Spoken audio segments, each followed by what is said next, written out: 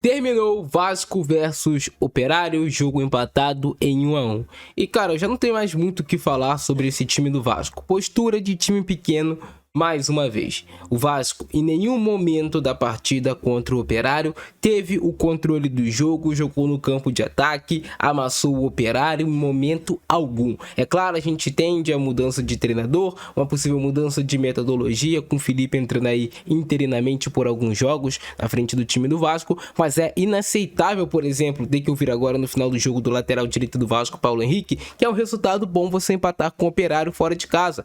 Um time pequeno, de Série B, que vive um momento difícil, Operário, um time com muita deficiência técnica, e mesmo assim a gente tem que ouvir que é um resultado bom o Vasco empatar com o Operário.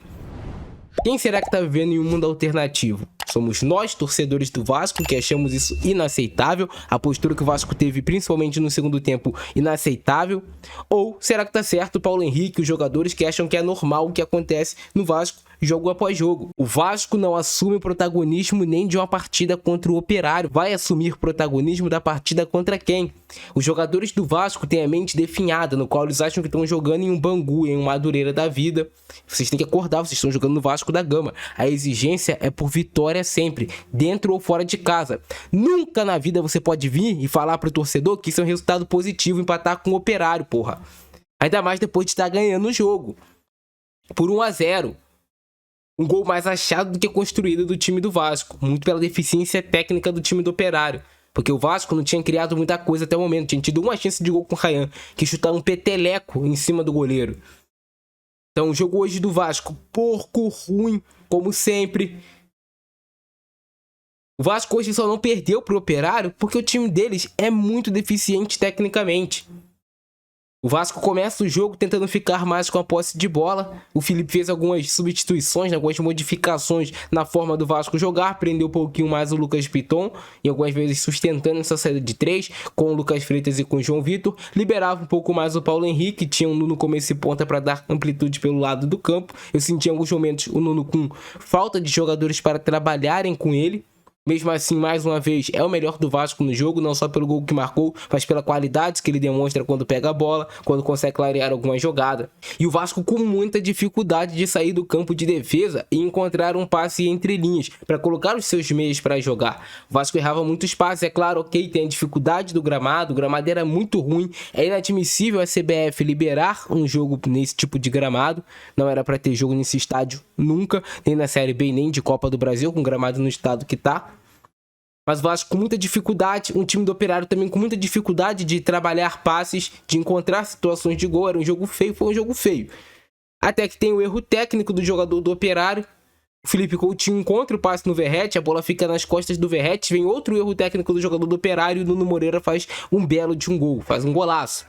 Na inspiração, na qualidade técnica do Nuno, porque o Vasco não criava tanto para isso. Tinha tido uma chance com o Ryan, que havia desperdiçado.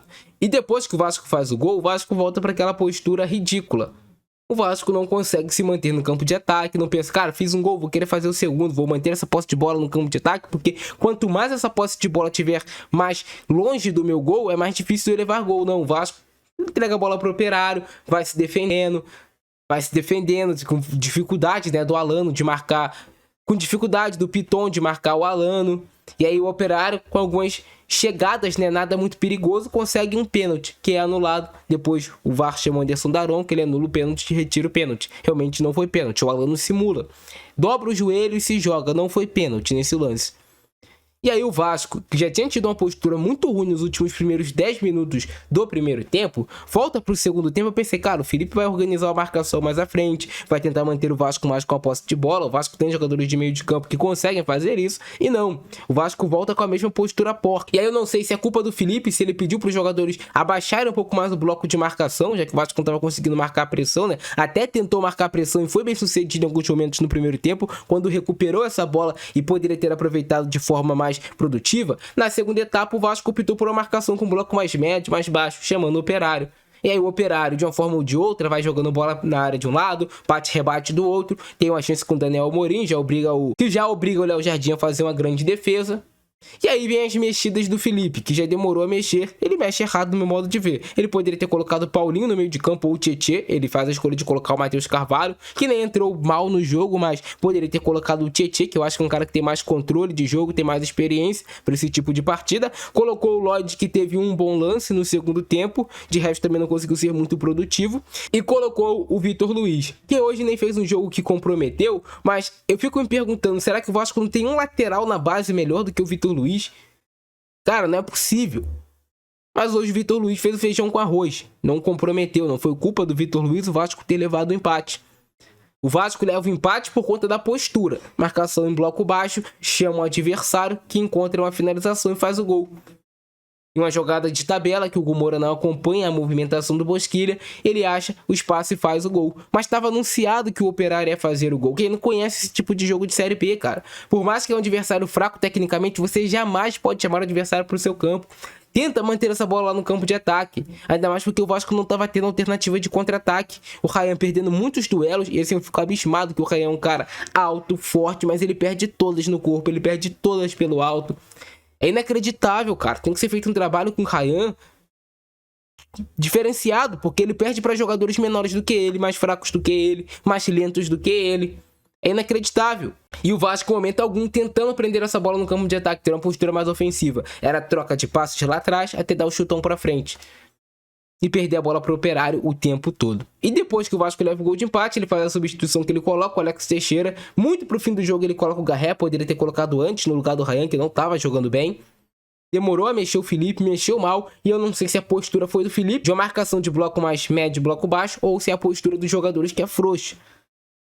E essa declaração do Paulo Henrique muito me faz entender também que é culpa dos jogadores. Os caras acreditam que jogando no Vasco é um bom resultado empatar com o Operário. Será que eles não têm o pensamento na cabeça? Pô, calma aí, eu cheguei até o Vasco da Gama. Eu sou melhor tecnicamente do que esse jogador que tá no Operário. Eu vou me impor, eu vou tentar ficar com a bola. Eu vou me manter, eu sou o dono do jogo, independente se eu tô dentro ou fora de casa. O Vasco cede pro Operário de uma forma assim... Cara, é muito decepcionante e é muito frustrante ter que ouvir esse tipo de coisa do Paulo Henrique. É um jogador até que vem jogando bem, vem fazendo bons jogos, mas é frustrante. E eu acho também que o Felipe errou na hora que ele tira ali essa liberdade do Piton de atacar. Pouquíssimo passou pro campo de ataque. Foi um jogo nulo também do Verratti, que não recebeu uma bola em condições de marcar gol. E aí você tem um Jair lento em alguns momentos, até consegue encontrar alguns bons passes, até ajudou nessa marcação-pressão, mas ainda é lento. E o Vasco empata um jogo que era ganhável. Cara, segura o resultado pelo menos até o final. Nem isso esse time do Vasco consegue fazer. É muito fácil de fazer gol no Vasco. O Vasco é um parto para fazer gol no adversário. Chega o adversário, faz o gol no Vasco com uma facilidade tremenda. E aí a gente tem um jogo dificílimo contra o Palmeiras. Vai ser de novo essa postura porca? Vai ser? Se for assim, nem entra em campo. Nem entra. Vamos ver como é que foi esse empate entre Vasco e Operário. Um jogo de pouquíssimas oportunidades de gol, de muita briga, muita batalha física, o Vasco perdendo muitas divididas, com muita dificuldade de sair jogando de trás. Um jogo com pouquíssimos lances assim que realmente levaram perigo. Teve essa chance aí do Operário com o Daniel Amorim, que passou pelo Vasco, ele bateu a bola quase pela lateral, né? Bateu muito mal. E aí teve essa chance do Vasco com o Ryan, que o Ryan dá um peteleco. Cara, é o que eu falo, é inaceitável esse tipo de chute do Ryan. Ele sai cara a cara com o goleiro, ele tem total possibilidade de dar um chute realmente que vai ser perigoso. A gente até aceita, pô, ele chutou bem, o goleiro fez uma grande defesa, mas olha o peteleco que ele vai dar na mão do goleiro. Pô, não dá, né? Desperdiça uma oportunidade dessas. Como é que tu quer que as coisas deem certo? Tem que fazer o gol. Esse tipo de jogada tem que fazer o gol, ou pelo menos obrigar o goleiro a fazer uma grande defesa. O Vasco, né, o Ryan no caso, não fez isso. O Vasco com muita dificuldade de ter essa posse de bola no campo de ataque. Volto a repetir. Jogada do Nuno, que ele sofre a falta.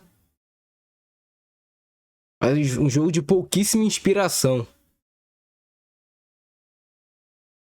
O Vasco tá à beira, né, de contratar o Fernando Diniz. Eu acho que tende a melhorar o futebol do time. Mas, cara, que golaço do Nuno Moreira, hein? Que chapada do Nuno. Belo gol do português.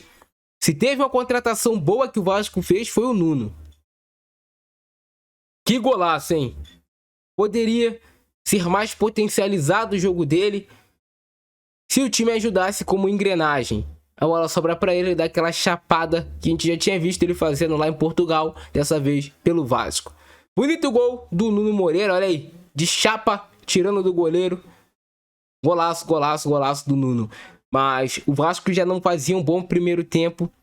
Joga pior ainda, né? Depois de marcar o gol. Começa a chamar cada vez mais o Operário para o seu campo. O tempo todo o Operário ganha nas divididas, se impondo, e o Vasco não fazendo questão de ter a bola no campo de ataque.